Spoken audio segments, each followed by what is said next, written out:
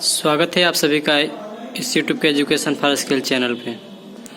आइए हम कक्षा 11 के हिंदी विषय पे बात करेंगे।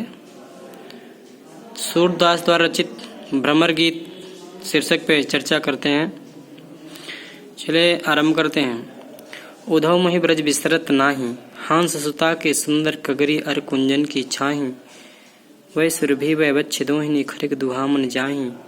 ग्वाल बाल मृतकलक करत कुलाहर नाचत गही गही बाही। यह मथुरा कंचन की नगरी मन मुक्ता हल जाही। जब सूरत आवत बाशु की जिय उगमत तन्नाही। अनगत भात करी बहु मीला जिसुतानंद निभाही। सूरदास प्रभु रहे मौन यह कही कही पछताही। उधव मही ब्रज बिसरत नाही। यहाँ भगवान श्री कृष्ण अपने मित्र उद्धव से कह रहे हैं कि हे उद्धव, मुझसे तो व्रत भूलता ही नहीं है। मैंने ब्रज को भूलने के अनेक प्रयत्न किए, लेकिन ब्रज की यादें मुझे बार बार सताती हैं। ब्रज मुझे बार बार याद आता है।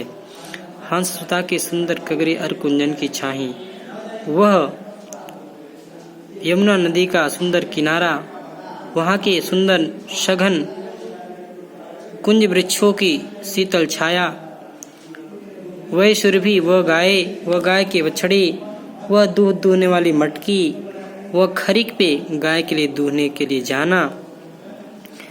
ग्वाल बाल मिलकर कुलाह नाचत गई गई बाई। हम समस्त ग्वाल बाल मिलकर के बचपन में अत्यधिक कुलाहल किया करते थे, शोर किया करते थे और एक दूसरे के हाथों को पकड़ करके नृत्य किया करते थे। यह मथुरा कंचन की नगरी मनमुक्ता हल जाए।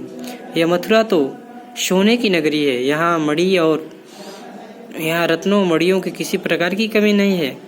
लेकिन हे उद्धव, जब भी सूरत आवत वासुक की, जब भी मुझे ब्रज की याद आती है, ब्रज के सुखों की याद आती है, तो मेरा यह शरीर अत्यधिक उमड़ने लगता है, मेरा यह हृदय व्याकुल हो जाता है। अनगत भात करी बहुमीला जिसुतानंद निभाही। हे उद्धव, हम तो बचपन में ब्रज में अनेक अनगिनत लीलाएं की, नटखटकारी लीलाएं की, लेकिन समस्त में नटखटकारी लीलाओं को जसुदानंद निभाही, माँ यशोदा और बाबा नंद सहन किए। सूरदास प्रभु रहे मौन यह कही पछताए। सूरदास जी कह रहे हैं कि भगवान श्री कृष्ण उद्धव से ऐसी बातें कह करके मौन हो गए, चुप हो गए और चुप होकर के पश्चाताप करने लगे। आगे देखेंगे। बिन गोपाल बैरन भय कुंजय, तब वह लता लगत तन शीतल, अब भय विषम ज्वाल की पुंजय। वृथा बहत यमुना खग बोलत, वृथा कमल फूलन अति गुंजय। पवन पान घनसार सजीवन, दत्सुत किरण भान भय गुंजय। यह उद्धव कहियो माधव सो मदन बार किन्हे हम लुंजय। सूरदास प्रभु तुम्हारे दर्श को मग जोवत अखिया भय छुंजय। बिन गोपाल बैरन भय कुंजय। उद्धव से गोपियां कह रही हैं कि हे उद्धव, श्री कृष्ण के बिना ये जो गलियां हैं मुझे अत्यधिक कष्टकारी महसूस हो रही हैं। तब वह लता लगत तन शीतल, जब श्री कृष्ण मेरे पास थे तो ये समस्त लताएं अत्यधिक मेरे शरीर को शीतलता प्रदान किया करती थी। अब भय विषम ज्वाल की पुंजय, लेकिन श्री कृष्ण जैसे ही मुझसे दूर चले गए, अब वही लताएं मुझे विषम अग्नि की ज्वाला के समान भून रही हैं। वृथा बहत खमुना अब्दुल। हे उद्धव, अब तो मुझे लगता है कि यह यमुना नदी व्यर्थ में बह रही है, पक्षी व्यर्थ में कलरव कर रहे हैं। वृथा कमल फूलन अलगुंजय, और जो कमल पुष्प खिले हुए हैं वह व्यर्थ में खिले हुए हैं। फूलन अलगुंजय, और जो उस पे भंवरे गुंजार कर रहे हैं वह व्यर्थ में ही गुंजार कर रहे हैं। पवन पान घनसार सजीवन, दत्सुत किरण भान भय भुंजय। अब यह शीतल हवाएं, पान, यह कपूर, यह संजीवन बूटी और चंद्रमा की शीतल किरणें अब सूर्य की किरणों की भांति अत्यधिक जलावनी प्रतीत हो रही हैं। यह उद्धव कहियो माधव से, हे उद्धव, आप माधव से यह इतनी सी बात कह देना कि मदन मार किन्हे हनुंजे। अब हम समस्त गोपियों को कामदेव ने मार मार करके गोपियों के शरीर को लुंज पुंज कर दिया है, ढीला कर दिया है।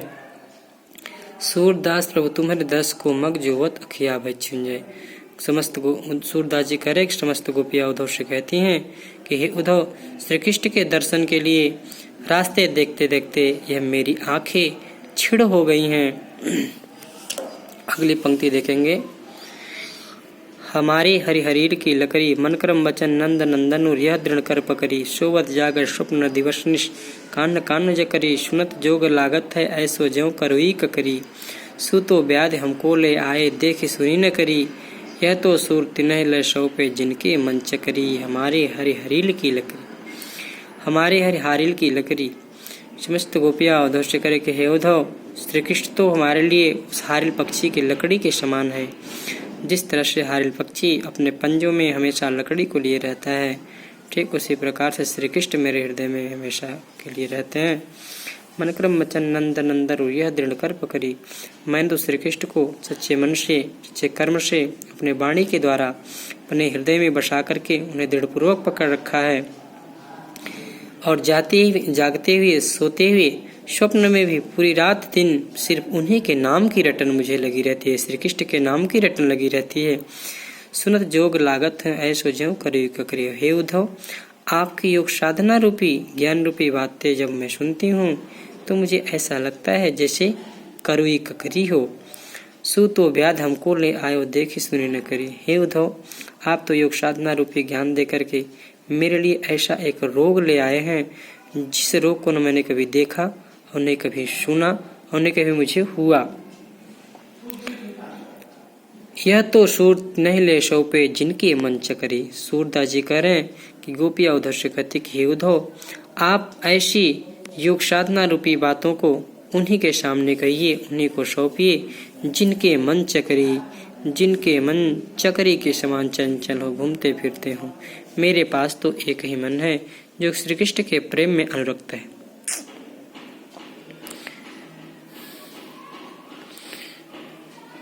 अगली पंक्ति देखेंगे। उद्धव जोग जोग हम नाही, अबला ज्ञान अबला सार ज्ञान कह जाने, कैसे ध्यान धराही, ते मुदन नयन कहत हो हरि मूरत जिनमाही, ऐसी कथा कपट की मत कर हम ते सुनी न जाही, श्रवण चीर सिर जटा बधावो ये दुख कौन समाही, चंदन तज अघभस्म बतावत बिरह अनल अतिदाही, जोगी भ्रमत जाहि लग भूले सो तो है अपमाही, सूर श्याम तय नार नवछल पिन जो घटते परछाई।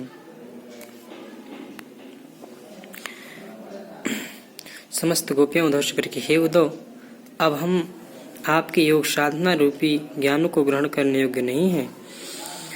अबला, एक तो हम अबला ज्ञान सार कहा जाने, और दूसरा अब आपके ज्ञान के सार को कहाँ जानने वाली हैं। कैसे ध्यान धराई, इसे कैसे हम समस्त गोपियां ग्रहण कर सकते हैं।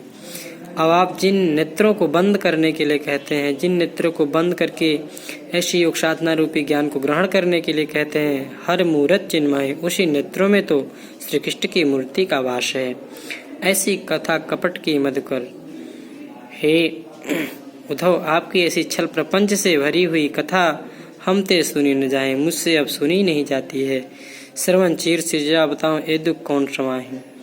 आप कहते हैं कान को फाड़ करके सुनने के लिए, सिर पे जटाए बांध कर सुनने के लिए, ऐसा दुख मेरे हृदय में अब समा नहीं सकता। चंदन तज अघभस्म बतावत, आप तो मुझे कहते हैं कि ऐसे शीतल चंदन को त्याग करके राख लगाने के लिए कहते हैं। यह बातें तो अनल बिरह अनल अतिदाही, यह बिरह रूपी अग्नि के समान मुझे दाहने वाले, जलाने वाले लग रही हैं। जोगी भ्रमत जाहि लगी भूले सो तो है अपमाही।